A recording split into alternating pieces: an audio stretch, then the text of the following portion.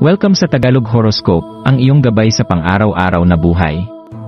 Dito, hatid namin ang iyong horoscope araw-araw. Alamin kung ano ang naghihintay para sa iyo sa pag-ibig, trabaho, kalusugan, at swerte. Samahan kami para mas maunawaan mo ang mensahe ng universo para sa iyong araw. Huwag kalimutang mag-subscribe, i-like ang aming mga video, at i-share sa iyong mga kaibigan. Simulan natin ang araw ng may inspirasyon mula sa mga bituin.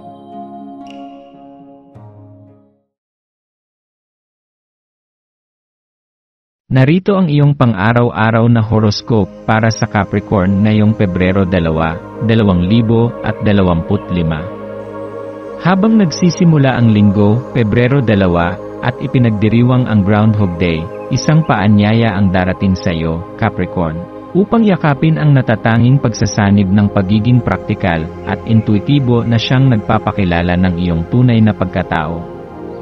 Ang araw na ito ay may mga enerhiya na humihikayat sa iyo na mag-reflect ng malalim at pag-isipan kung paano makakatulong ang iyong matatag na kalikasan sa iyong pag-navigate sa matinding ambisyon ng buwan sa Aries. Ang Groundhog Day ay isang paalala sa lahat na minsan ay kinakailangan natin mag-revisit ng ating mga desisyon, hakbang, at mga tunguhin. Sa ganitong pagkakataon, maaari mong tanungin ang iyong sarili, paano ko ba napapansin ang mga positibong pagkakataon na lumilitaw sa aking buhay, at paano ko ito magagamit para sa aking personal na pag-unlad? Sa araw na ito, ang iyong praktikal na karunungan ay maaaring magkaroon ng salungatan sa iyong pansamantalang paghahangad ng kalakasan at tapang. Ang enerhiya ng buwan sa Aries ay nagdudulot ng mabilis at matinding pagnanais na kumilos ng mabilis at matapang, ngunit maaari ding magdulot ng tensyon sa iyong likas na pagiging maingat at matalino sa paggawa ng desisyon. Tila ba ang iyong mga hakbang ay may kasamang pag-aalinlangan at isang ambisyon na nagiging sanhi ng kalituhan sa iyong kalooban? Maglaan ng oras upang mag-reflect at alalahanin ang mga pagkakataon na sa iyong pagiging maingat ay nakakita ka ng mas malinaw na pananaw at mas tamang direksyon. Minsan, ang mabilis na pagkilos ay hindi laging magdadala ng pinakahihintay na resulta, at dito papasok ang pagpapahalaga sa pagiging mahinahon at masusing pagpaplano. Pagninilay at pagpapahalaga sa sarili. Mahalaga para sa iyo na maglaan ng oras para suriin ang iyong nararamdaman at ang mga hakbang na iyong gagawin. Ang pagpapatawad ay isang makapangyarihang tool na makakatulong sa iyong magpatuloy at makapagtagumpay. Bawat tao ay may mga hindi pagkakaintindihan at pagkatalo sa buhay, at minsan ang ating mga kasaysayan ay binubuo ng mga aral na natutunan mula sa mga pagkakamali at pagsubok.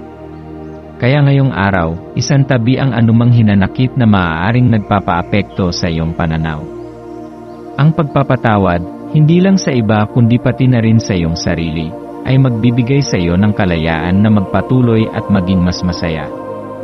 Kung mayroon kang mga hindi pagkakasunduan sa mga mahal sa buhay, ito na ang tamang oras upang magbukas ng komunikasyon at magsimula ng isang bagong kabanata na puno ng pagpapatawad at bagong simula.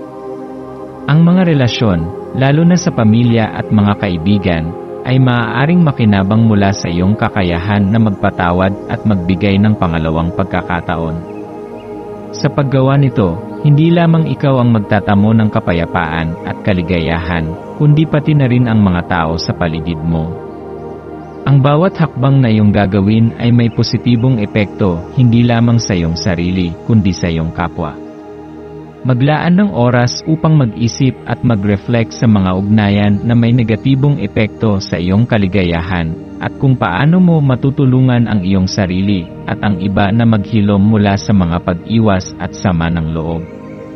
Pagtutok sa lakas ng pagkilos at pagbabago.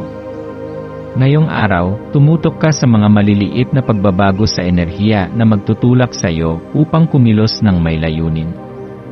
Ang buwan sa Aries ay nagtutulak ng malalakas na aksyon, kaya't ito na ang tamang pagkakataon upang magtulungan ang iyong praktikal na likas na ugali at ang matinding enerhiya ng araw. Ang iyong kalikasan bilang Capricorn ay nagmumungkahi ng pagsusumikap, pagkakaroon ng konkretong plano, at pagiging determinado, mga katangiang magdadala sa iyo sa tagumpay sa lahat ng iyong mga layunin. Sa ilalim ng impluwensya ng buwan, ang mga aksyon mo ay magsasalita ng mas malakas kaysa sa mga salita. Ang pagkilos mo ngayon ay hindi lang magbibigay direksyon sa iyong mga layunin, kundi magbibigay din ng inspirasyon sa iba. Ang mga hakbang na gagawin mo ngayon ay magsisilbing gabay sa iyong landas, kaya't siguraduhin na ang bawat galaw mo ay may malinaw na layunin at tumutok sa mga bagay na tunay na mahalaga sa iyong buhay. Mga maswerteng elemento at pagpapayo. Maswerteng kulay, kahel at ginto, ang mga kulay na ito ay sumasalamin sa enerhiya ng buwan at sunod sa iyong pagkatao bilang Capricorn. Magbibigay sila ng lakas at pag-asa upang magpatuloy at magtagumpay. Maswerteng numero, 2, 8, at 16 na, ang mga numerong ito ay nagdadala ng positibong enerhiya at nagpapalakas sa iyong kakayahang magtakda ng mga layunin at magpatuloy na magtagumpay. Maswerteng kristal, onyx at jade, ang mga batong ito ay magbibigay sa iyo ng proteksyon at tulong upang makamit ang iyong mga layunin sa buhay. Maswerteng gawain, maglaan ng oras para sa self-reflection at magtakda ng mga bagong layunin upang magtagumpay. Palakasin ang iyong ugnayan sa pamilya at mga mahal sa buhay upang lumikha ng mas malalim na koneksyon. Pagwawakas ng araw at pagpapahalaga sa paglalakbay. Sa pagtatapos ng araw, maglaan ng oras upang magpasalamat sa lahat ng magagandang bagay na nangyari sa iyong buhay. Ang araw na ito ay nagbigay ng mga pagkakataon upang magbago, mag-ayos ng mga relasyon, at magsimula ng mga bagong simula. Ang pagpapatawad ay hindi lamang nagdadala ng kapayapaan sa iyong kalooban, kundi nagbubukas din ng mga bagong pinto para sa mas magaan at mas masayang buhay. Sa bawat hakbang na gagawin mo, tandaan na ang bawat desisyon ay may epekto sa iyong buhay at sa buhay ng mga mahal mo sa buhay. Ngayon, habang nagtatapos ang araw, pag-isipan ang iyong mga natutunan mula sa mga hakbang na iyong kinuha at kung paano ka patuloy na mag-improve. Ang mga pagkakataon ay darating at magbibigay sa iyo ng mga bagong simula at tagumpay. Huwag matakot sa mga hamon, gamitin mo ang iyong natutunan mula sa mga ito upang patuloy na magtagumpay. Magtiwala sa iyong sarili, sa iyong plano, at sa universo, at makikita mong ang iyong mga pangarap ay magiging realidad.